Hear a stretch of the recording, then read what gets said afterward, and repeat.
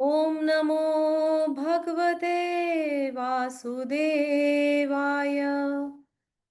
ॐ नमो भगवते वासुदेवाय। नारायणं नमस्कृत्यं नरं चैव नरोत्तमं देवीं सरस्वतीं व्यासं ततो जयामुदीरये। नष्टप्रायेषु अभद्रेषु नित्यं भागवत सेवया भगवती उत्तम श्लोके भक्तिर्भवती नैष्ठिकी। कृष्णाय वासुदेवाय देवकी नंदनाय च नन्दगोपकुमाराय गोविन्दाय नमो नमः। ॐ अज्ञानतिमिरन्धस्य ज्ञानञ्जनशलाकया चक्षुरुन्मिलितं येन तस्मै श्रीगुरुवे नमः। श्रीचैतन्यमनोभीष्टं स्थापितं येन भूतले स्वयं रूपः कदा मह्यं ददाति स्वपदान्तिकं। वन्देऽहं श्रीगुरु श्रीयुधपदकमलं श्रीगुरुन् वैष्णवांश श्रीरूपं साग्रजातं सहगणरघुनाथान्वितं तं सजीवम् सावद्वैतं सावधूतं परिजनसहितं कृष्णचैतन्यदेवं श्रीराधाकृष्णपादान् गणललिता श्रीविशाखान्वितांश्च। हे कृष्ण करुणा सिन्धु दीनबन्धु जगत्पते गोपेश गोपिकान्त राधाकान्त नमस्तुते। तप्त काञ्चन गौराङ्गी राधे वृन्दावनेश्वरी वृषभानुसुते देवी प्रणमामि हरिप्रिये। जय श्री कृष्ण चैतन्य प्रभु नित्यानंद श्री अद्वैत गदाधर शिवासादि गौर भक्त वृंद। हरे कृष्णा कृष्णा कृष्णा हरे हरे, हरे राम राम राम हरे हरे। नमो ओं विष्णुपादाय कृष्णपृष्ठाय भूतले श्रीमते भक्ति वेदांत स्वामी नित्य नामिने। नमस्ते सरस्वती देवै गौरवाणी प्रचारिणे निर्विशेष शून्यवादी पाश्चात्य देश तारिणे। अनंत कोटि वैष्णव वृंद की जय, जगत गुरु शील प्रभुपाद की जय, परम पूज्य गुरुदेव भक्ति सिद्धार्थ स्वामी महाराज की जय। निताई निताई गौर प्रेमानंदे हरि हरि बोल। हरे कृष्णा। आप सभी का स्वागत है, वंदन है, अभिनंदन है। हरे कृष्णा सुरेश प्रभु जी, दंडवत हरे कृष्णा प्रणाम। माता जी, दंडवत प्रणाम। हरे कृष्णा रासमई मैया। हरे कृष्णा माता जी, दंडवत प्रणाम। हरे कृष्णा प्रभु जी, अजित प्रभु जी, जय जय। हरे कृष्णा, सभी का स्वागत है। बहुत सुंदर चल रही इस चतुर्मास के पावन पर्व में देविका माता जी की जय। एक मिनट, हाँ, ये जो वॉइस है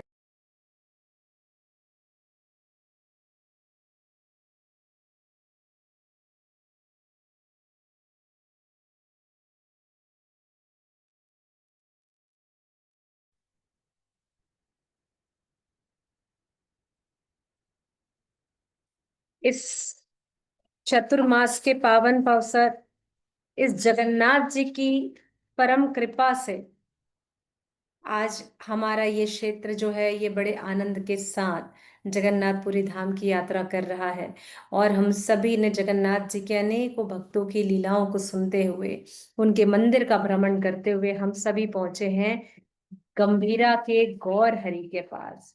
गंभीरा के गौर हरि के पास हम सभी जहाँ पहुंचे हैं वहां दर्शन कर रहे हैं आप और हम सभी चैतन्य महाप्रभु की अद्भुत लीलाओं का। वे अद्भुत लीलाएं जो चैतन्य महाप्रभु ने 18 वर्षों तक, जिनमें से मुख्यतः 12 वर्ष तक जिन्होंने पूरी धाम में रहकर भक्तों के साथ करी, अपने अनन्य भक्त जो उनके साथ हर समय हर पल रहे, उनमें से सबसे पहले जिनके साथ वह इस पश्चिम बंगाल यानी वेस्ट बंगाल से जिन्होंने यहाँ पर प्रवेश लिया, नित्यानंद प्रभु, जगदानंद पंडित, मुकुंद दत्त के साथ में, इन सब के साथ जब यहाँ पर आए, यहाँ पर मिले उनको सार्वभौम भट्टाचार्य, यहाँ उनकी मुलाकात हुई काशी मिश्र से, यहाँ उनके उनके निज सेवक बने शंकर जो उनके तकिया कहलाए, यहाँ गोविंद मिले जो उनके नित्य सेवा करते थे, चरण सेवा करते थे। साथ ही यहाँ आए गोपाल, गोपाल बने, जिनका नामकरण किया स्वयं चैतन्य महाप्रभु ने, जिनकी लीलाओं से खुश होकर के गोपाल गुरु की उपाधि दी, उनके दर्शन किए। हमने दर्शन किए इन्हीं ही गंभीरा के पास में कल सिद्ध बगुल के हमने महिमा सुनी, और साथ ही हरिदास ठाकुर की महिमा को भी जाना कि नामाचार्य हरिदास ठाकुर जो प्रतिदिन एक दिन में 192 माला करते थे, अर्थात 3 लाख से अधिक नाम लिया करते थे, और इतना ध्यान मग्न होकर के ये नाम लेते थे कि इनके नाम लेने मात्र से ही, इनका स्मरण मात्र से ही चैतन्य महाप्रभु इनका आलिंगन कर लेते थे और खुश हो जाते थे। ऐसे थे हमारे हरिदास ठाकुर। हरिदास ठाकुर जो थे हमारे, हम सभी ने ब्रह्म विमोहन की लीला सुनी है, स्कंद पुराण में आती है, श्रीमद् भागवतम में आती है ये लीला। और श्रीमद् भागवतम की जब आपने ये लीला सुनी थी कि कैसे ब्रह्मा जी ने ब्रह्म विमोहन लीला करी और गोपाल के यानी कृष्ण के सारे सखाओं को कुछ क्षण के लिए यहाँ से लेके चले गए थे, लेकिन उनका कुछ क्षण ब्रह्मलोक का 1 साल बीत गया, एक क्षण। अब जब ये घटनाक्रम हुई तो वो अपराध बोध हो गए, क्योंकि उन्होंने तो भगवान श्री कृष्ण की परीक्षा ले ली। इसके बाद उन्होंने भगवान श्री कृष्ण को खुश करने के लिए क्या लिखा? ईश्वर परमा कृष्ण सच्चिदानंद विग्रह, आदिर अनादि गोविंद सर्व कारण कारणम। ब्रह्म संहिता की रचना करी, भगवान श्री कृष्ण को खुश किया, लेकिन उन्होंने कहा कि ये मेरा अपराध क्षमा के योग्य नहीं है। इसलिए मैं चाहता हूं कि भगवान जब आप आने वाले समय में अवतार लें, तब मैं ऐसे म्लेच्छ यवन के घर में जन्म लूं और जहां केवल मैं आपके नाम की महिमा का गुणगान करूं। और इसलिए इस हरिदास ठाकुर को ब्रह्मा जी का अवतार कहा जाता है, जो इस चैतन्य महाप्रभु के काल क्रम में आए और हरिदास ठाकुर का स्वरूप धारण किया, और एक मलेच्छ मुस्लिम परिवार में जिनका जन्म हुआ। इनका जन्म माना जाता है 1450 के आसपास, वेस्ट बंगाल में इनका जन्म हुआ। और बड़े ही निम्न कुल, हाँ मतलब इन ये वो लोग हैं जिनका प्रवेश श्री धाम में, श्री पुरी में नहीं होता, या हमारे किसी भी श्री मंदिरों में इनका प्रवेश बिल्कुल मना है, और पूरी धाम में तो विशेष तौर पर मना है।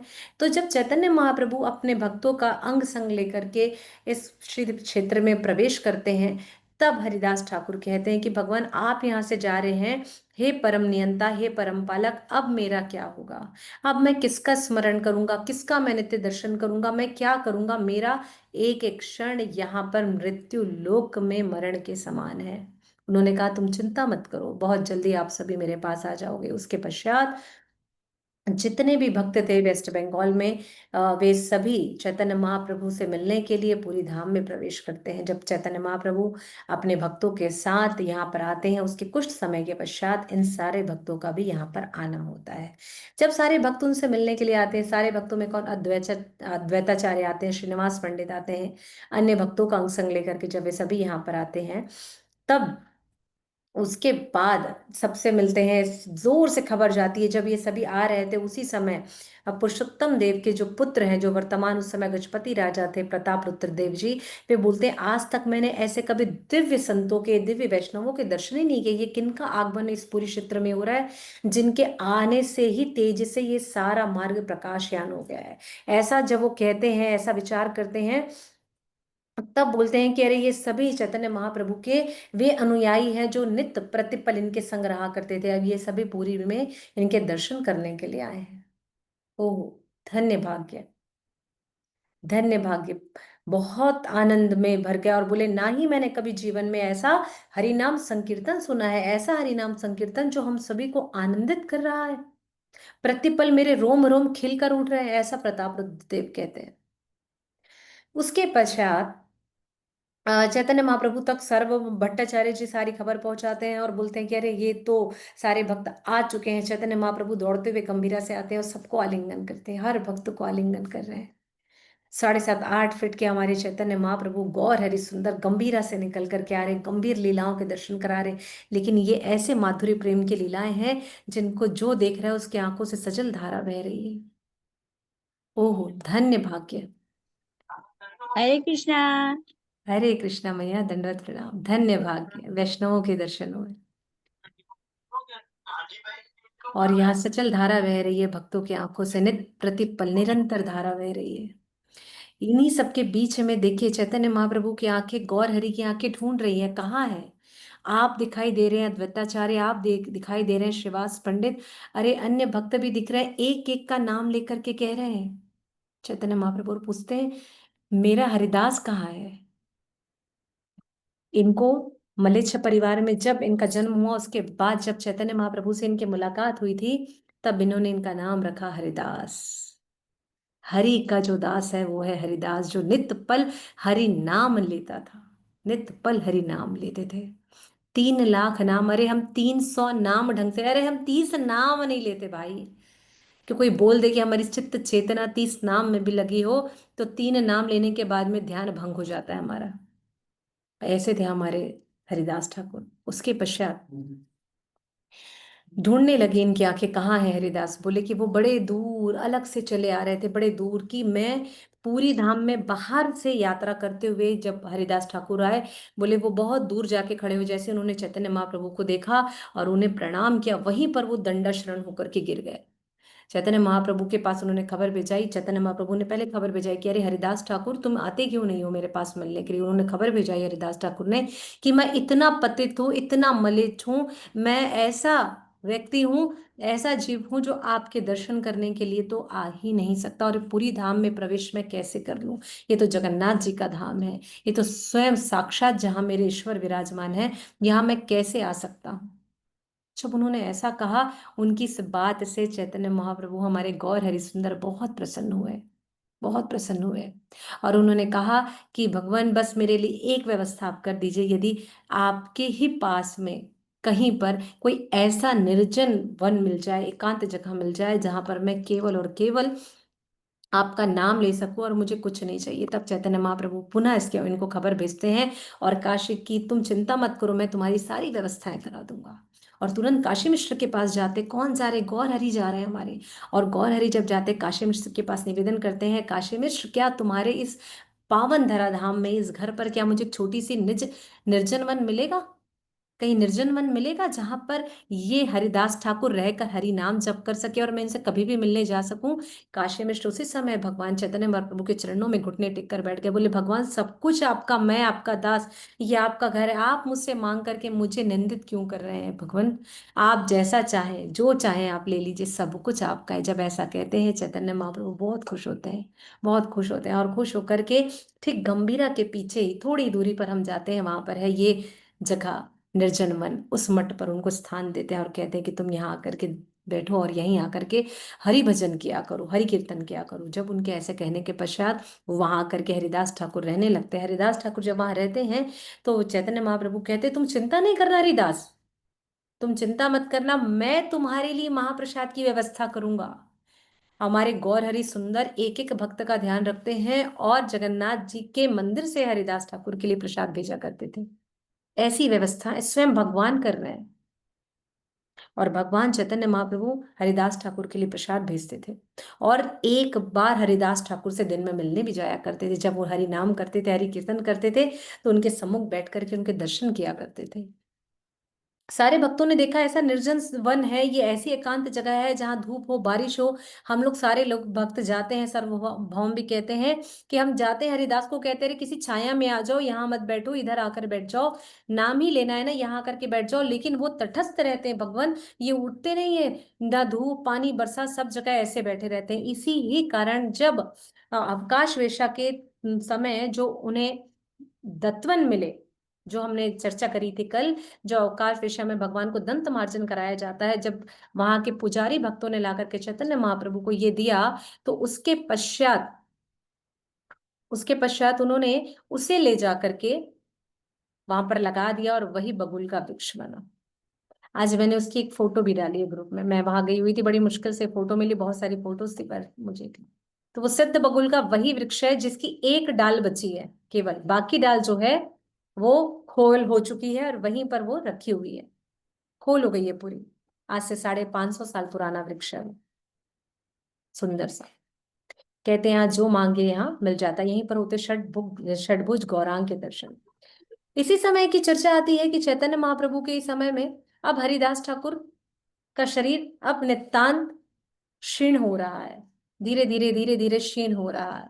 अब क्षीण होते होते होते ऐसी दशा आ गई है कि चैतन्य महाप्रभु का अब हरिदास ठाकुर उठना बैठना भी बंद कर दिए। एक दिन सार्वभौम हरिदास ठाकुर से मिलने के लिए जाते हैं और वो देखते हैं कि हरिदास ठाकुर जो है वो उल्टे लेटे हुए हैं जमीन पर अपनी चटाई पर लगा करके, और लेटे लेटे अपने हाथ से हरे कृष्ण कृष्ण कृष्ण हरे हरे, हरे राम राम राम हरे हरे, हरि नाम का जप कर रहे हैं।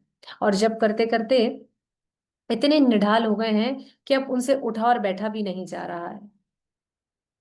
तब चैतन्य महाप्रभु के पास आकर के सार्वभौम बताते हैं कि आज हरिदास ठाकुर का स्वास्थ्य कुछ ठीक नहीं लिख रहा है भगवान। तुरंत चैतन्य महाप्रभु भगवान जगन्नाथ जी के दर्शन करके आते हैं और तुरंत वहां पर जाते हैं चैतन्य महाप्रभु। और चैतन्य महाप्रभु वहां पहुंचने के पश्चात उस सिद्ध बगुल में जाकर के हरिदास ठाकुर से बात करते हैं। हरिदास ठाकुर उनको प्रणाम करते हैं। उठने की क्षमता नहीं है, शरीर बिल्कुल असहाय हो चुका है, शरीर निढाल पड़ चुका है। चैतन्य महाप्रभु को देखते साथ उनके चेहरे पर एक अलग सी ऊर्जा आ गई है। बोले, हे गौर सुंदर, आप आ गए, आप आ गए, अब मुझे और क्या चाहिए? बस अब यही वो अंतिम घड़ी है जहां पर बस मुझे अब कुछ नहीं चाहिए भगवान, आप आ गए ना। और ये कह करके तो उसी समय चैतन्य महाप्रभु के साथ सारे भक्त आ जाते हैं और हरिदास ठाकुर को बीच में ला करके सब एक टोली बना लेते हैं और जोर जोर से कीर्तन करने लगते हैं, हरिनाम संकीर्तन करने लगते हैं। हरिनाम संकीर्तन करते करते इतने मदमस्त हो जाते हैं कि उस टोली में सबसे मुख्य नर्तन कर रहे थे बक्रेश्वर पंडित। बक्रेश्वर पंडित इस प्रकार से नृत्य करते हैं कि चैतन्य महाप्रभु अपने आनंद और उन्माद में खोने लगते हैं और बार बार तेजी से मुखमंडल से हरिदास ठाकुर का मुख निहार रहे हैं। अब उनको बैठा दिया है बीच में और सारे भक्तगण आजू बाजू दर्शन कर रहे हैं और इस प्रकार से दर्शन कर रहे हैं कि चैतन्य महाप्रभु के नेत्र सजल होकर के हरिदास ठाकुर के मुख के आसपास पड़ रहे हैं और भगवान बड़ी मधुर मीठी मुस्कान के साथ मुस्कुरा रहे हैं। ओ कितना सुंदर दृश्य! भगवान अपने भक्त के सम्मुख है और भक्त उन्हें अपलक निहार रहा है और हरि नाम ले रहा है। जब जब वो हरि नाम लेते, जब जब हरे कृष्ण महामंत्र का उच्चारण करते, बड़ी दीन अवस्था में धीरे धीरे पर भीतर में वह भाव है कि बस यही अंतिम वो क्षण हो कि भगवान आपको देखते देखते मेरे प्राण छूट जाए। इतना तो करना स्वामी कि जब प्राण तन से निकले, गोविंद नाम लेके ये प्राण तन से निकले। और बस यही मांग रहे हैं हरिदास ठाकुर। गौर हरि उनके सम्मुख है और चैतन्य हरिदास ठाकुर को नित्य अपनी भक्ति के बीच से दोनों नयन एक साथ करके निहार रहे हैं। और बस क्या था, बस अंतर ध्यान हो गए, प्रकट हो गए हरिदास, उनके प्राण छूट गए। अब हमारे चैतन्य महाप्रभु यहाँ पर खुश भी हैं, अब जोर जोर से और कीर्तन करने लगे, जोर जोर से कीर्तन करने लगे। और चैतन्य महाप्रभु ने हरिदास ठाकुर को अपने हाथ में उठा लिया, अपने बाहों में उठा लिया और बाहों में उठा करके गोल गोल गोल गोल घुमा घूम घूम करके नृत्य कर रहे हैं हरिदास ठाकुर को गले लगा करके। हरिदास ठाकुर की जय, नामाचार्य हरिदास ठाकुर की जय, नामाचार्य हरिदास ठाकुर की जय। नित्य ये स्वर गुंजायमान हो रहा है हरिदास ठाकुर का। उन्होंने हरिदास ठाकुर को अपने हाथ में लिया और स्वर्ग द्वार हरिदास ठाकुर को लेकर के महोदधि की ओर आगे बढ़ गए। और जब महोदधि की ओर आगे बढ़े तब चैतन्य महाप्रभु ने हरिदास ठाकुर को लेकर के उस समुद्र में प्रवेश किया और उससे कहा कि ये आज समुद्र महोदधि बन गया है। आज मेरे भक्त हरिदास ठाकुर जो नामाचार्य हैं, जो दिन में इतने नाम लेते थे, भगवान का हरिनाम संकीर्तन करते थे, आज ऐसे भक्त के इस धराधाम से जाने के पश्चात ये आज धाम से एक अमूल्य मोती, एक अमूल्य मणि यहाँ से चली गई है।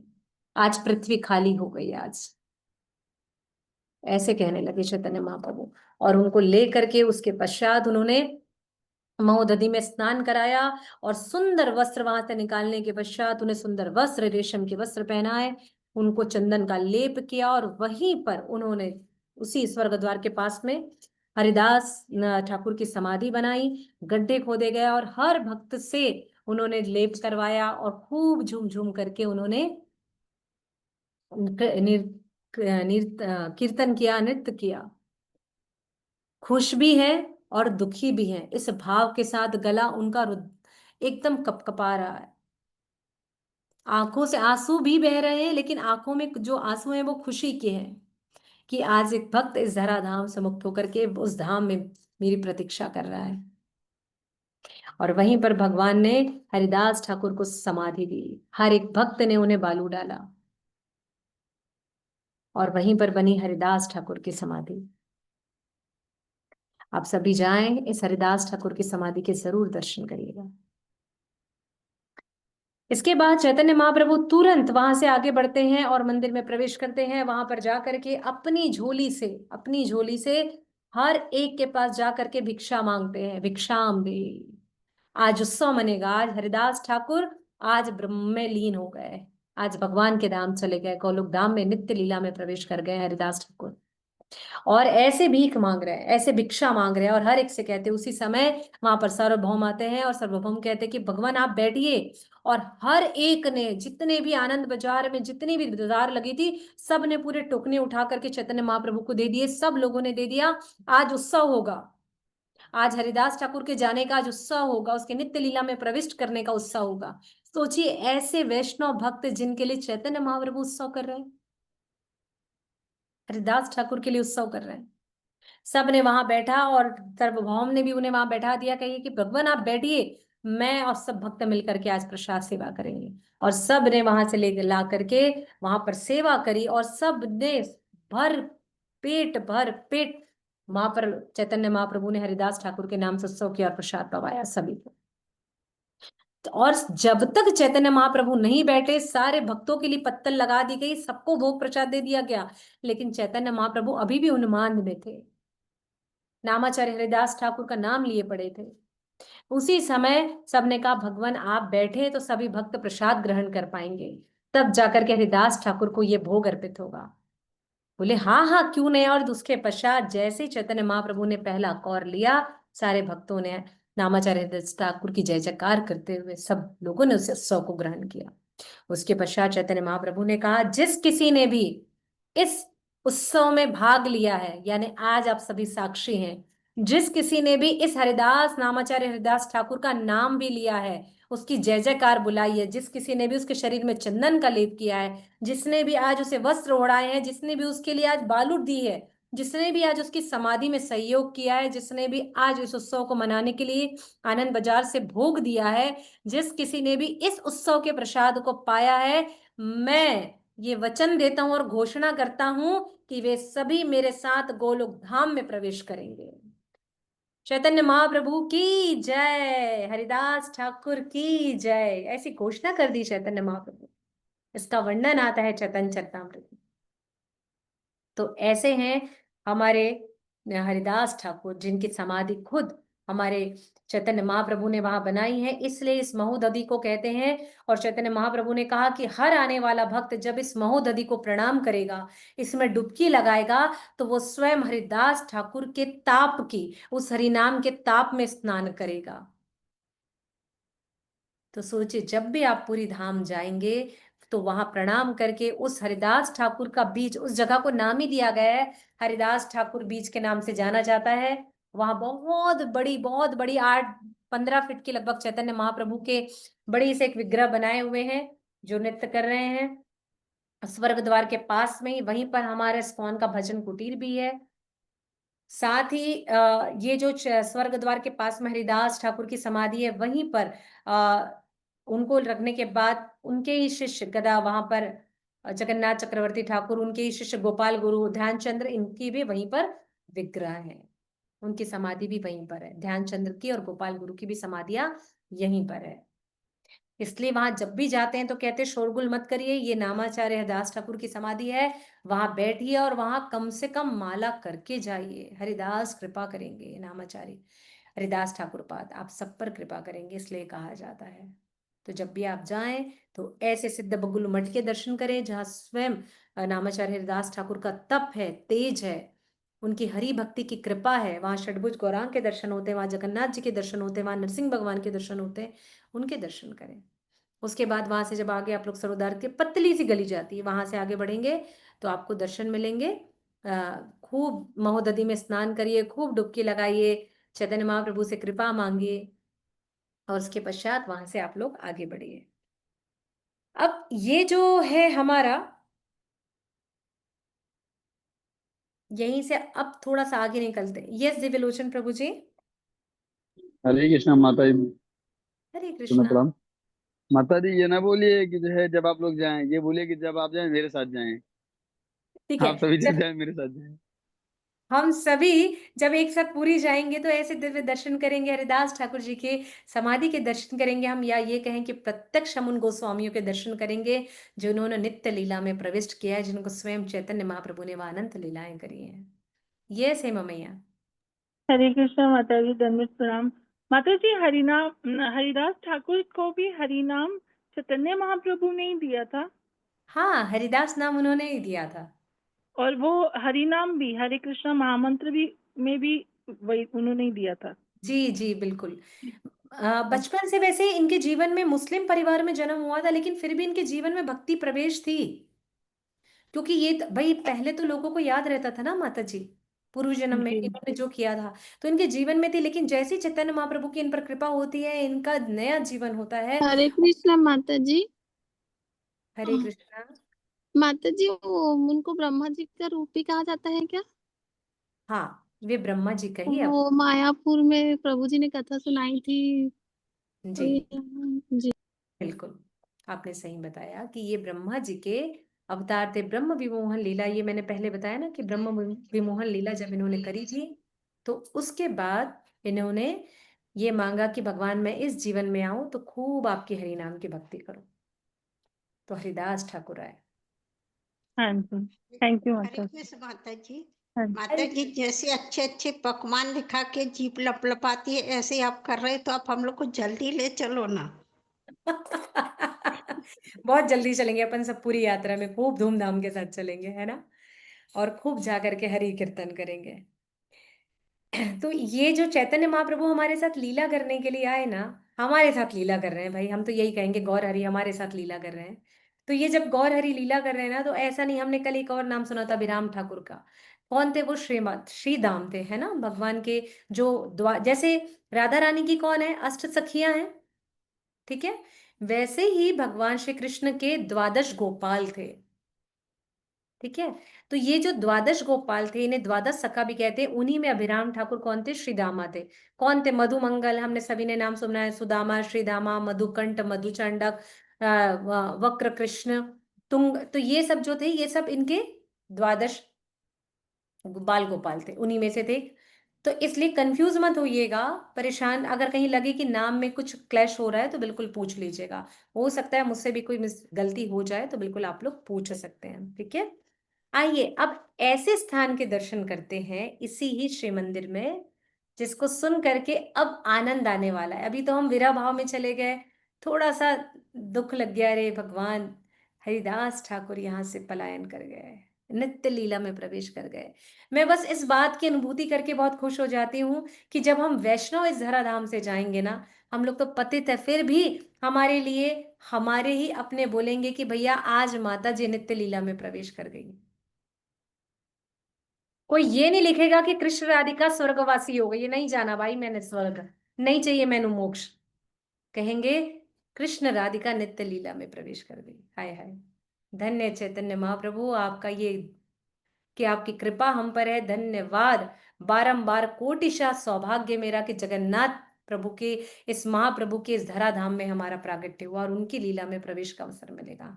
धन्य धन्य श्री कृष्ण श्रीमती राधा रानी कि जिनकी कृपा से गोलोक धाम में प्रवेश का अवसर मिलेगा। रे इतने पति तेरे ना भी सही दरवाजे में जाके खड़े रहेंगे, कोई जन्म में तो अंदर प्रवेश मिल ही जाएगा, चलेगा। तो आइए ऐसे ही एक कथा सुनते हैं टोटा गोपीनाथ की। ये एक ऐसा स्थान, ऐसे आनंद का स्थान कि जिसको सुन करके ना बस आप लोग को लगेगा कि नहीं हमने तो अब भी जाना है। बोले कहाँ? तो बोले टोटा गोपीनाथ जाना है। आप सोच रहे होंगे टोटा गोपीनाथ ना, तो ये छत्तीसगढ़ की भाषा है ना, टोटा पकड़ लेंगे तो टोटा मीन्स गला कंठ नहीं, मस्ती मजाक नहीं करना है। टोटा मीन्स होता है उद्यान, उड़िया भाषा में, ठीक है, वहां के लोग उद्यान को कहते हैं टोटा। तो यहाँ पर हंसी मजाक नहीं करना है। बोले छत्तीसगढ़ वाले तो बोलते बोले टोटा पकड़ लेंगे, अरे नहीं भैया, टोटा ओटा नहीं पकड़ने का है ना, क्या करना है? उद्यान में प्रवेश करना है। तो उड़ीसा के लोग, टोटा का अर्थ होता है उद्यान। अब यहां पर आता है टोटा गोपीनाथ, अर्थात उद्यान में जिनका प्रागट्य हुआ। ऐसे दिव्य विग्रह किसने प्रकट किया? इस विग्रह को सोची सोची किसने प्रकट किया? आपने बताया था चैतन्य महाप्रभु ने।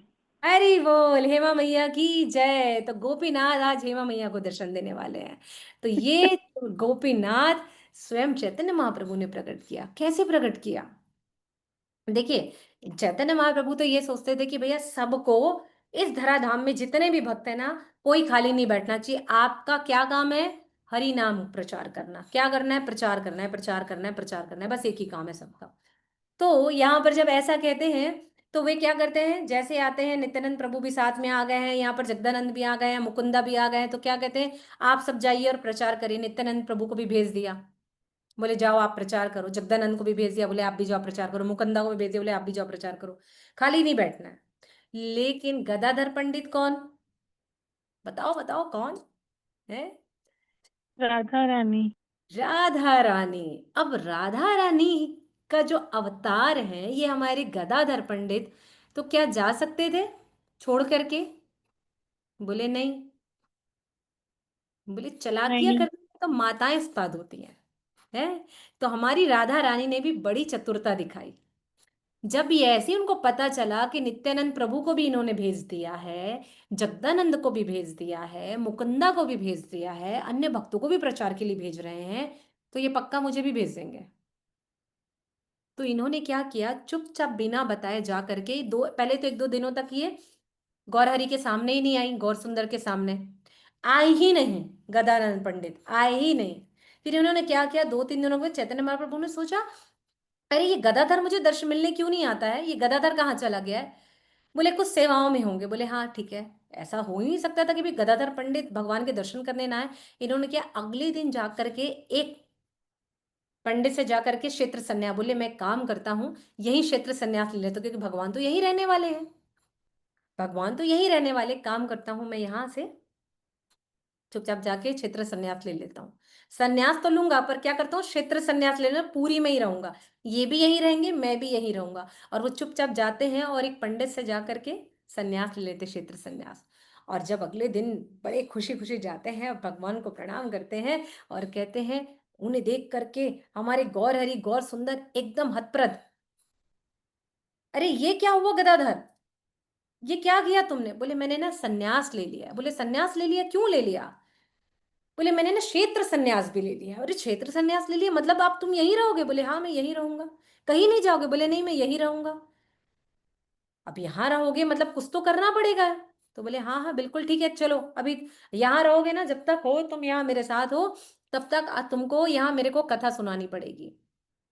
तो हमारे चैतन्य महाप्रभु गदाधर पंडित से कथा सुनते थे इसी उद्यान में बैठ करके।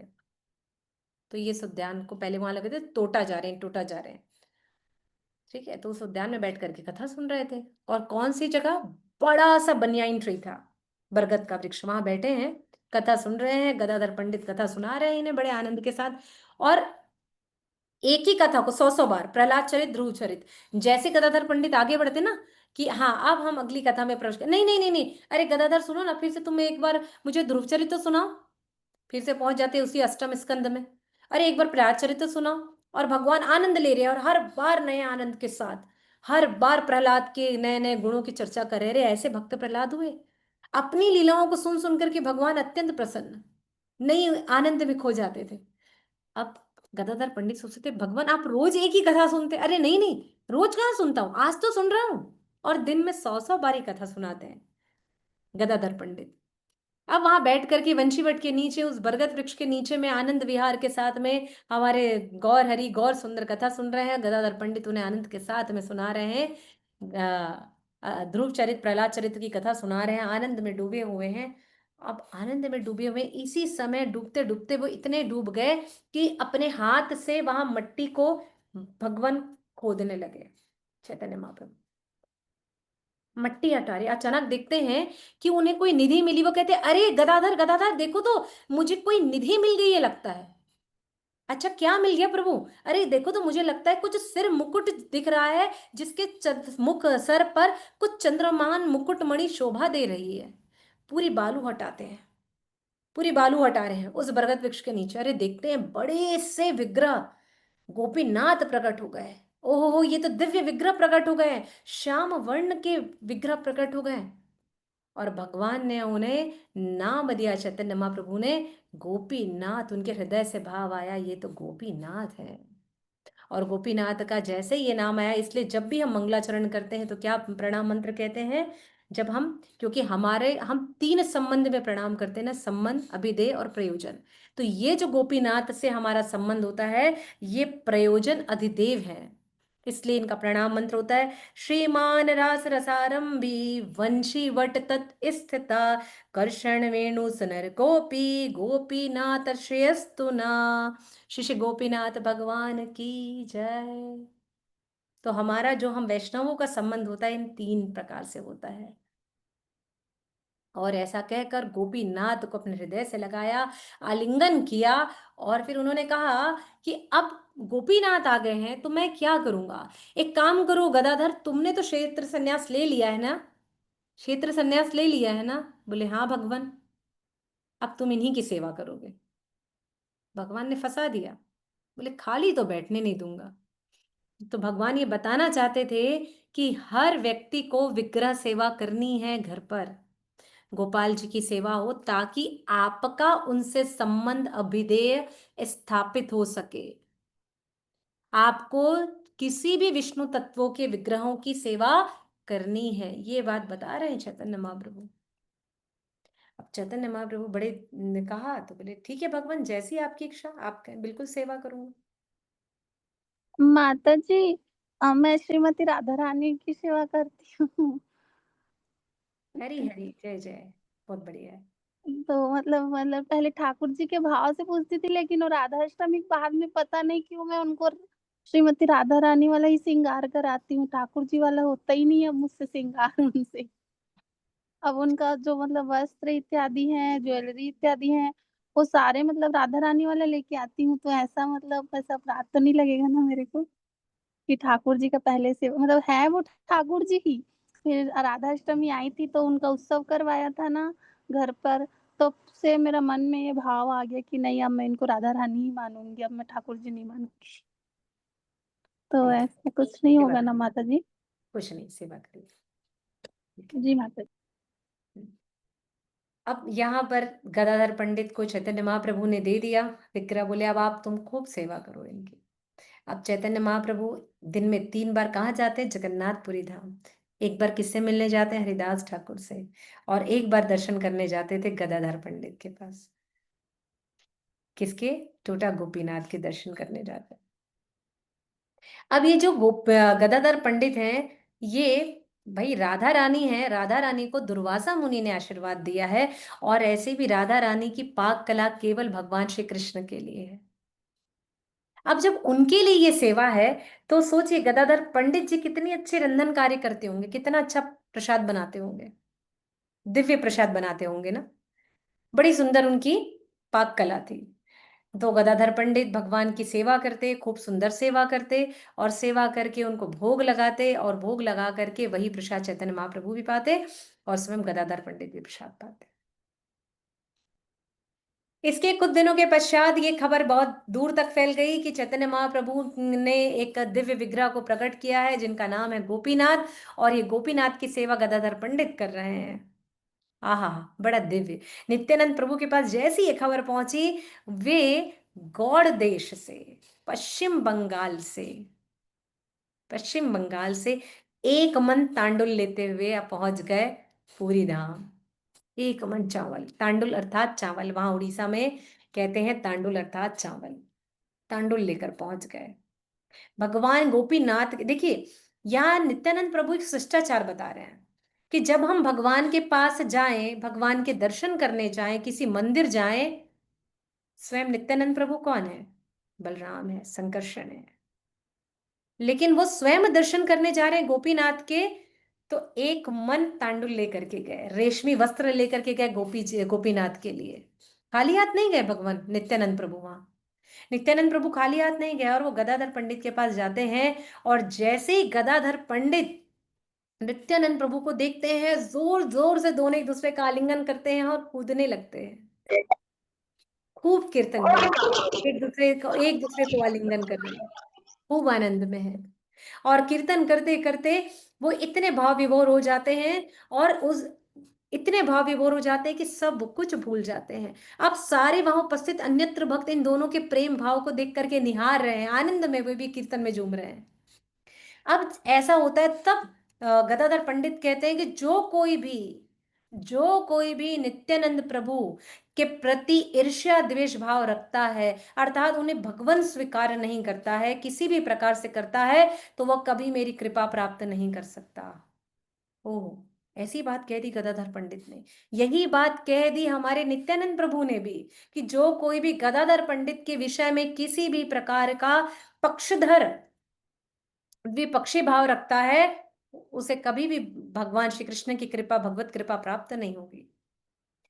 तो यदि आप कीर्तन करना चाहते हैं, यदि आप मृदंग बजाना चाहते हैं, आप करताल बजाना चाहते हैं, तो सबसे पहले आपको कृपा लेनी होगी नित्यानंद प्रभु की, उनसे कृपा मांगनी होगी। आप पाक कला में निपुण होना चाहते हैं, यदि आप चाहते हैं बहुत अच्छी कुकिंग करना चाहते हैं भगवान के लिए, आपको राधा रानी से कृपा मांगनी होगी, आपको ललिता विशाखा से कृपा मांगनी होगी, आपको गदाधर पंडित से कृपा मांगनी होगी।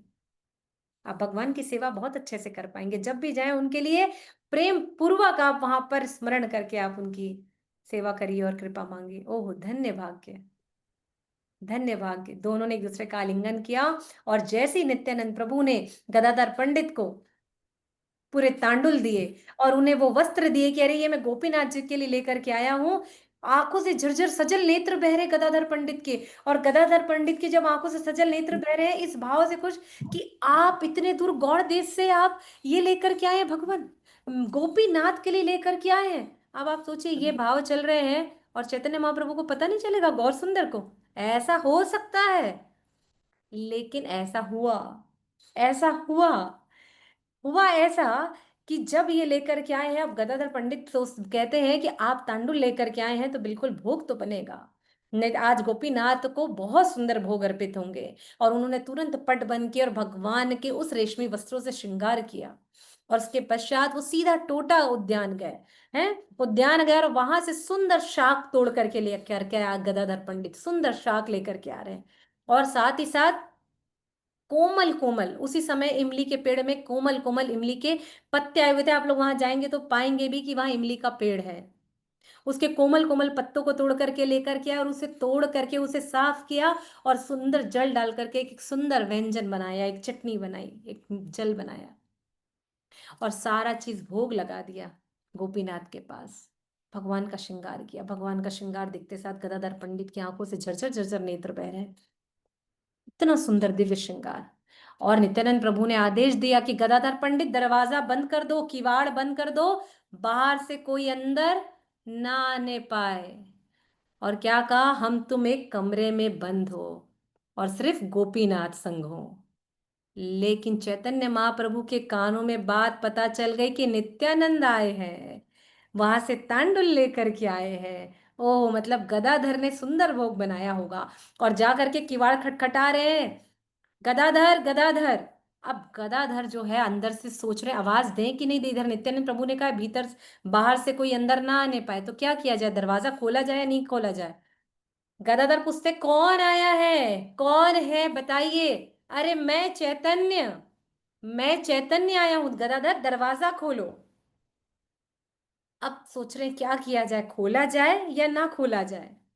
नित्यानंद प्रभु ने प्रजल्पा करते हुए किवाड़ खोला और कहा, मैंने कहा था ना गदाधर, तुम किसी को अंदर नहीं आने दोगे, तुमने क्यों आने दिया? और ऐसा करके दोनों हास प्रयास कर रहे हैं। दोनों ने, नित्यानंद प्रभु ने चैतन्य महाप्रभु को प्रणाम किया, दोनों ने एक दूसरे का खूब आलिंगन किया और कहा कि तुम यहाँ पर आए हो। और क्या कहते हैं चैतन्य महाप्रभु वहां पर, कि ये जो स्थान है ना, यहाँ पर नित्यानंद के इस भोग पर, यानी इस नित्यानंद के द्रव्य पर, जो तुमने इमली का ये जो द्रव्य बनाया ना, पेय बनाया है, इस पर, गदाधर पंडित के इस रंधन पर और गोपीनाथ के इस प्रसाद पर केवल और केवल किसका अधिकार है? गौर हरि गौर सुंदर का अधिकार है। ऐसा कहकर तीनों ने किवाड़ बंद किया, बैठ गए पत्तल पे। गदाधर पंडित ने सुंदर प्रसाद, पूरा प्रसाद को 3 भागों में बांट दिया, और बांटने के पश्चात भोजन करने लगे, प्रसाद पाने लगे। अब बाहर खड़े हुए भक्त सोच रहे कब किवाड़ खुलेगा, कब हम अंदर जा पाएंगे, अरे कुछ तो खाने को मिले, भगवान को उच्चिष्ट कुछ तो मिले। लेकिन सारे आनंद के साथ में चैतन्य महाप्रभु ने, गदाधर पंडित ने और नित्यानंद प्रभु ने इस प्रसाद को पाया। ऐसी दिव्य लीला है यहाँ के महाप्रसाद की। और यहाँ पर ये प्रसाद पाने के पश्चात और ये कहा कि गदाधर पंडित, ये जो तुम्हारा प्रसाद है ना, ये जो तुम्हारी रंधन की पाक कला है ना, ये मैं कहता हूं कि निश्चित है, ये निश्चित है कि तुम बैकुंठ में, गोलोक धाम में भी तुम इतनी ही सुंदर पाक कला करते होगे। खुद राधा रानी को कह रहे हैं हमारे चैतन्य महाप्रभु कि मुझे लगता है तुम बैकुंठ में, गोलोक धाम में भी तुम ऐसे ही प्रसाद पाक कला करते होगे, है ना, तभी तुम इतनी सुंदर यहाँ पर रंधन पाक में निपुण हो। अरे क्यों नहीं, अरे जो स्वयं उनके लिए आई हैं गदाधर पंडित का रूप लेकर के, कैसे पाक कला में निपुण नहीं होगी, जिन्होंने सिर्फ चैतन्य महाप्रभु के दर्शन करने के लिए इस जगह का त्याग नहीं किया और क्षेत्र संन्यास ले लिया। धन्य ऐसे टोटा गोपीनाथ। अच्छा, अब ये टोटा गोपीनाथ की हुई महाप्रसाद की लीला। लेकिन जब टोटा गोपीनाथ का प्रागट्य हुआ, गोपीनाथ यहाँ पर आए, तो सोचिए, मैंने आपको जो पिक्चर्स भेजी है ग्रुप में, वहां उस विग्रह में 3 लोग दिख रहे हैं और तीनों ही श्याम वर्ण के हैं। सब लोगों ने देखी पिक्चर्स? हैंड रेस करिएगा, देखिए पिक्चर्स सभी ने ग्रुप में। कुछ लोगों ने तो देखी है, 7-8 लोगों ने ध्यान से देखी है। यस, रासमई मैया ने देखी है, हेमा मैया ने भी शायद देखी है, तो ऐसे 2-3 लोगों ने, ज्योति जा माता जी ने देखी, ज्योति मैया, कमल मैया ने देखी है। यस, तो ये जो दर्शन है, इसमें आप लोग को कुछ खास बात नजर आई? ये तीनों विग्रह, ये हेमा मैया बताइए। नहीं, ये मैंने पूछना था माता जी, आप बताइए। हाँ, यस ज्योति माता जी, आपने माता भी? जी भगवान जी का विग्रह बैठा हुआ है, बैठे ये हुए हैं भगवान। जय जय, भगवान के विग्रह बैठे हुए हैं। पूरे विश्व में पहला विग्रह जो पद्मासन लगाए हुए बैठे हैं, पहला विग्रह भगवान का। वरना हमेशा भगवान त्रिभंग रूप में ही बंसी बजा रहे, मोरे बंसी बजैया नंदलाला कन्हैया। हाँ, तो भगवान हर जगह त्रिभंग रूप में बंसी बजा रहे हैं, लेकिन भगवान यहाँ बैठकर बंसी बजा रहे हैं। अब साथ में यहाँ राधा रानी भी है, लेकिन राधा रानी कैसी, हर जगह राधा रानी कैसी होती है? तप्त कांचन गौरांगी, सोने के अंग कांति वाली, सुंदर। लेकिन यहाँ तो श्याम वर्ण की है, ऐसे कैसे हो गया? देविका मैया को नहीं मिला है। मैया, ये भगवतम वाले ग्रुप में डला हुआ था, हम आपको पिक्चर्स दूसरे ग्रुप में भी शेयर कर देंगे, ठीक है? तो वहां पर है राधा रानी जो है श्याम वर्ण की है। पहला विग्रह राधा रानी का जो वहां पर श्याम कांति लेकर के आया है। दूसरा, इस विग्रह में गौर करने की बात है कि राधा रानी यहाँ पर वीणा बजा रही है। आप देखेंगे राधा रानी का विग्रह ऐसा है, वीणा बजाते हुए। सभी विग्रह पर फोटो को फिर से आप लोग देखिएगा, और अगर अभी करते करते भी ओपन कर पाए तो देखिएगा कि विग्रह जो है वो वीणा बजा रहा है। और यहाँ पर है जो साथ में है भगवान के दाएं अंग पर है ललिता सखी। ललिता सखी भी यहाँ पर श्याम वर्ण की, जबकि ललिता सखी भी गौर वर्ण की है, लेकिन यहाँ ललिता सखी भी श्याम वर्ण की है। और ललिता सखी यहाँ बंसी बजा रही है। अद्भुत दिव्य, ऐसे विग्रह कहीं नहीं है। ऐसे है टोटा गोपीनाथ, जिसको स्वयं चैतन्य महाप्रभु ने प्रकट किया है। ऐसा पहला विग्रह जो पद्मासन लगाया है, पद्मासन लगा दिए भगवान। तो पद्मासन कैसे लगाए भगवान ने, हम इस पर भी चर्चा करेंगे, उनकी भी कथा सुनेंगे। मेरे को 1 मिनट देंगे, मैं दरवाजा बंद करती हूँ, बहुत शोर आ रहा है।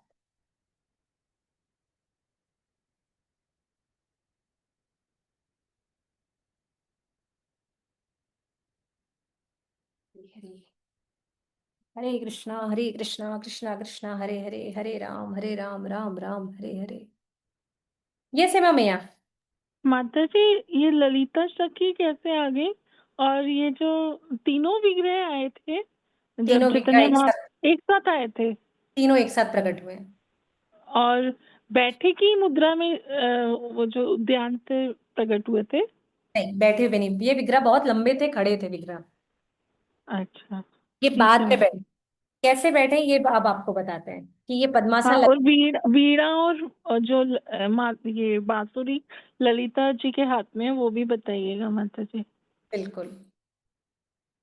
हमारी राधा रानी जो है वो तब तक कांचन गौरांगी गौरवर्ण धारण करती है, हर जगह उनके सारे विग्रह गौरवर्ण के हैं। लेकिन यहाँ पर ऐसा कहा जाता है कि जब राधा रानी प्रकट हुई, क्योंकि चैतन्य महाप्रभु यहाँ महाभाव राधा रानी का स्वरूप लेकर के आए थे, इसलिए यहाँ पर उनके विग्रह में, श्याम के विरह में हमारी राधा रानी का जो वर्ण है वो श्यामल हो गया, इसलिए उनके विग्रह यहाँ पर शामल है। और राधा जो ललिता सखी है, वो ललिता सखी चूंकि राधा रानी की प्रथम अष्ट सखी है, लेकिन वो सदैव कृष्ण की तरफ खड़ी होती है राधा रानी की सेवा करने के लिए, इसलिए उन पर भी ये प्रभाव था। दूसरा, ये जो समय है, ये जो टोटा गोपीनाथ है, ये कौन सा जगह है? ये रास लीला की जगह है। और यहाँ जहां पर ये विग्रह प्रकट हुए हैं, ये विग्रह वंशीवट के नीचे जहां पर भगवान रास करते थे, इसलिए यहाँ पर ललिता सखी ने भगवान की बंसी को ले लिया था। अष्ट सखियों में ललिता सखी प्रधान है, लेकिन ललितारी सखियों में, सारी सखियों में, या ये कहूं कि कोई भी ऐसा नहीं था जो कृष्ण और राधा रानी को डांट सकता था, कोई नहीं था जो दोनों को डांट सकता था। लेकिन ललिता सखी एक ऐसी सखी है, प्रधान सखी है, जो कृष्ण को और राधा रानी को उंगली दिखाकर बात करती थी। कृष्ण, आप जाइए, राधा रानी को बिल्कुल परेशान मत करिए, आप क्यों श्यामा जी को परेशान करने आते हैं? और राधा रानी को भी ललिता सखी डांट देती थी कि राधे चलिए, आपको जाने का समय हो गया, आप अंदर जाइए। जब ऐसा स्वभाव था हमारी ललिता सखी का। जब हम अष्ट सखियों की चर्चा करेंगे तब हम आपको बताएंगे कि ललिता सखी के पास ऐसे ऐसे अधिकार थे जिनका अधिकार किसी अन्य के पास नहीं था। इसलिए उस रास लीला का वो स्थान है, टोटा गोपीनाथ जो है रास लीला का क्षेत्र माना जाता है, और वो गुप्त वृंदावन है, क्योंकि वहां भगवान जिस जगह पर ये विग्रह प्रकट हुए हैं, इसलिए ललिता सखी वहां पर गोपीनाथ के साथ प्रकट हुई। इसलिए इसलिए उनके हाथ में वहां पर बंसी थी, और राधा रानी के संग होने के कारण उनका भी जो वर्ण था वो श्यामल हो गया। ठीक है, अब बात ये आती है कि ये विग्रह पद्मासन लगाकर क्यों बैठ गया। तो एक समय की घटना आती है, चैतन्य महाप्रभु पुरी से दक्षिण भारत के भ्रमण के लिए निकल रहे थे। सब लोग जा चुके थे, चैतन्य महाप्रभु भी भ्रमण के लिए निकल रहे थे, प्रचार प्रसार के लिए जाना था उस समय उन्हें। तो उन्होंने कहा, चैतन्य महाप्रभु जा रहे थे, तब गदाधर पंडित ने कहा कि मैं भी आपके साथ जाऊंगा, मैं आपका विरह नहीं सह सकता, मैं बिल्कुल आपसे दूर नहीं रहूंगा, मैं आपके साथ जाऊंगा। चैतन्य महाप्रभु ने समझाया कि नहीं, आपको नहीं जाना चाहिए, आपको यहाँ पर सेवा करनी है, आपके पास गोपीनाथ है, गोपीनाथ की सेवा से आप विमुख नहीं हो सकते। बोले नहीं, मुझे आपके साथ जाना है, आपकी सेवा करने के लिए ऐसे हजारों अपराध मुझे स्वीकार्य है। ऐसा कहा भगवान उन्होंने, मैं आपकी सेवा करने के लिए हजारों अपराध मुझे स्वीकार्य। बोले अरे गदाधर, आपने क्षेत्र संन्यास लिया है, आप मेरे कारण इस व्रत का, इस नियम को भंग नहीं करिए। बोले मैं ऐसे 1000 नियम तोड़ सकता हूं आपकी सेवा करने के लिए, और निश्चित है कि मैं जाऊंगा। भगवान ने बहुत समझाया गदाधर पंडित को, लेकिन गदाधर पंडित ने बिल्कुल एक न सुनी, और वो गोपीनाथ की सेवा छोड़ करके चैतन्य महाप्रभु के पीछे पीछे आगे बढ़ गए। उन्होंने बहुत डांटा, और उसके बाद एक समय के पश्चात गदाधर को वहीं रुकना पड़ा। थोड़ी दूर पहुंचे थे कि चैतन्य महाप्रभु ने पुनः गदाधर को अपने पास बुला लिया, पूरी सीमा से बाहर निकलने से पहले घाट के पास, और बुलाया और उनसे चर्चा करने लगे। बोले आप मेरी सेवा करना चाहते हैं ना? बोले हाँ भगवान, मैं आपके साथ प्रतिपल रहना चाहता हूँ। अच्छा, तो आप मेरे साथ रहना चाहते हैं, प्रतिपल सेवा करना चाहते हैं, तो मैं ही कह रहा हूं कि गोपीनाथ जी की आप सेवा करिए, और आप यहीं रह करके आप सेवा करते हुए आप किसी भी प्रकार से इस क्षेत्र संन्यास को तोड़ करके मेरे इस नियम पर या मुझ पर किसी भी प्रकार से आक्षेप मत लगाइए। इस सेवा से विमुख होना यानी मेरे प्रति अपराध करना होगा। अब गदाधर पंडित के कदम रुक गए, क्योंकि अब बात चैतन्य महाप्रभु की थी, और उन्होंने कहा मैं जा रहा हूं, मैं बहुत जल्द वापस आऊंगा। मैं जा रहा हूं और बहुत जल्द वापस भी आऊंगा। ऐसा कहकर चैतन्य महाप्रभु यहाँ से आगे की ओर बढ़ गए और उन्होंने सार्वभौम को निर्देश दिया कि तुम यहाँ से गदाधर को वापस लेकर के जाओ, क्योंकि गोपीनाथ की सेवा से विमुख नहीं हुआ जा सकता। वापस आकर के गदाधर पंडित यहाँ पर गोपीनाथ की सेवा करने लगे। अब गोपीनाथ की सेवा करते करते करते सेवा करते करते हमारे गदाधर पंडित जो है बुजुर्ग हो गए, शरीर इनका भी अक्षीण होने लगा। अब कमर झुक गई है गदाधर पंडित की, भगवान लंबे से हैं, बड़े से हैं। अब गदाधर पंडित का हाथ जो है भगवान के विग्रह में नहीं जा रहा है। वो माथे पर तिलक लगाते तो कभी आंखों में लग जाता, कभी नाक में लग जाता, कभी गाल में लग जाता, कभी होठ में लग जाता। उन्हें माला पहनाते तो कभी कान में टिक जाती, कभी कहीं गिर जाती। अब एक गदाधर पंडित झुक गया है शरीर, अब भगवान के विग्रह को ऐसे उठा करके देखते, आंखें उठा करके बहुत पहनाने का प्रयास करते, कभी माला इधर झुक जाती, कभी इधर झुक जाती। और सारे भक्त उनसे कहते कि अरे गदाधर पंडित, तुम कैसा श्रृंगार करते हो? भगवान को जब तुम चंदन लगाते हो तो कभी आंखों में लग जाता है, कभी गालों में लग जाता है, कभी नाक में लग जाता है, कैसी सेवा कर रहे हो? मैं क्या करूं, मैं क्या करूं, मैं बहुत असहाय हो गया हूं, मैं नहीं सेवा कर पा रहा। और गोपीनाथ भी बड़ा मुस्कुराते। तो एक दिन गदाधर पंडित विचार करते हैं कि क्यों ना मैं भगवान की सेवा करने के लिए किसी सेवक को रख लेता हूँ, मैं बताऊंगा और वो सेवा करते रहेगा। ये विचार उनके हृदय में आया और उन्होंने एक भक्त को हायर कर लिया। बोले मैं जैसे बताऊंगा ऐसा तुम गोपीनाथ की सेवा करा करो। उसने कहा जी, जैसी आपकी आज्ञा स्वामी। ऐसा कहकर उसने कहा अगले दिन रात्रि के समय में गोपीनाथ प्रकट हो गए। कहाँ आ गए? गदाधर पंडित के पास। बोले गदाधर, तुम्हारी हिम्मत भी कैसे हुई, तुम्हारी हिम्मत भी कैसे हुई कि तुम मेरी सेवा से विमुख हो सकते हो?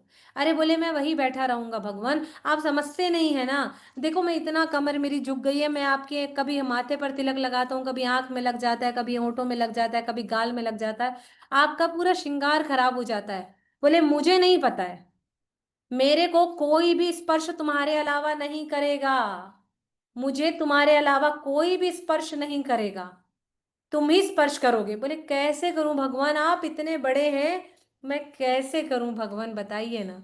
बोले ठीक है, कल सुबह तुम आओ, तुम ही मुझे छुओगे, कोई और मेरे विग्रह को हाथ नहीं लगाएगा। ओहो हो, धन्य भाग्य। और भगवान ऐसा कहकर चले जाते हैं स्वप्न से। अगले दिन गदाधर को पता था भगवान ने मुझे स्वप्न दिया है, भगवान कोई जरूर लीला करेंगे। तो जिस सेवक को उन्होंने कहा था कि तुम मेरे साथ सेवा करोगे, उसे कहते कि तुम रुको, मैं अंदर पहले जाकर देखता हूँ, उसके बाद मैं तुम्हें बुलाऊंगा, तब तुम भीतर प्रवेश करना गर्भगृह में। बोले ठीक है। और उस भक्त को वहीं खड़ा कर दिया। खड़ा करने के पश्चात भगवान अंदर जाते हैं।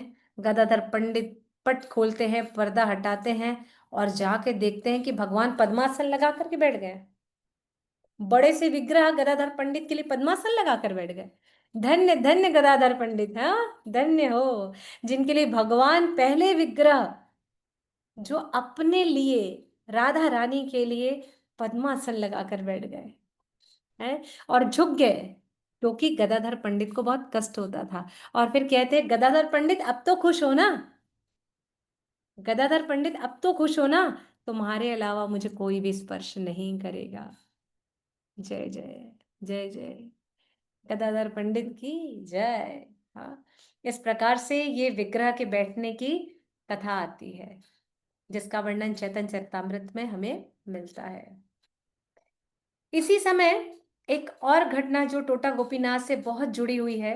हम सभी जानते हैं कि चैतन्य महाप्रभु जब अंतिम समय में इस धराधाम से जाने का समय आया, और यहाँ से जब चैतन्य महाप्रभु, 3 जगह चैतन्य महाप्रभु ने एक साथ दर्शन दिया। महोदधि में जाकर विलीन हुए भक्तों ने देखा कि चैतन्य महाप्रभु दौड़ते हुए जा रहे हैं और महोदधि में गए और फिर उसके बाद अप्रकट हो गए। दूसरा यह आया कि कुछ भक्तों ने देखा कि चैतन्य महाप्रभु दौड़ते हुए आ रहे हैं और जगन्नाथ जी के दर्शन करते हैं और वहीं पर फिर अप्रकट हो गए। वही एक दर्शन आता है इस टोटा गोपीनाथ में कि चैतन्य महाप्रभु आते हैं यहाँ पर, जैसे ही हरि नाम संकीर्तन चलता रहता है, हरि नाम संकीर्तन हो रहा है, हो रहा है, हो रहा है, हो रहा है, हरि नाम संकीर्तन हो रहा है। और इसी संकीर्तन के समय में चैतन्य महाप्रभु जो है आकर के टोटा गोपीनाथ का, जो मैंने विग्रह फोटो भेजी है, वो बहुत दिव्य विग्रह की फोटो है। आप लोग ध्यान से देखेंगे तो जो राइट साइड का लेग है हमारे गोपीनाथ का, वहां पर उनकी जंघा में घुटने के पास एक हेयर क्रैक है। कहते हैं चैतन्य महाप्रभु वहीं से विलीन हो गए। जब उस विग्रह को आप लोग ध्यान से देखेंगे तो ये वह विग्रह है जहां पर चैतन्य महाप्रभु चले गए। उसके पश्चात चैतन्य महाप्रभु की यहाँ पर दिव्य उत्तरी ही मिली थी और कुछ भी नहीं मिला था। भक्त देखते रह गए कि चैतन्य महाप्रभु यहाँ से अंतर ध्यान हो गए हैं। उसके पश्चात भक्त बहुत रुदन करने लगे, विलाप करने लगे, क्रंदन करने लगे और क्रंदन करते करते जोर जोर से हरि नाम कीर्तन करने लगे। यही वो स्थान है, इसलिए कहा जाता है कि ये हम गौड़ी वैष्णव के लिए बहुत दिव्य स्थान है, ये पूरी धाम जहां पर चैतन्य महाप्रभु ने अनंत अपनी लीलाएं करी हैं और इस गोपीनाथ में जाके समाहित हो गए। तो आप सभी जब जरूर जाएं तो ध्यान से देखें। मैं बताऊं आपको, जब आप जाएंगे ना नहीं, जब हम जाएंगे ना पूरी दर्शन करने के लिए, तब वहां पर ना थोड़ी सी दान दक्षिणा दो ना।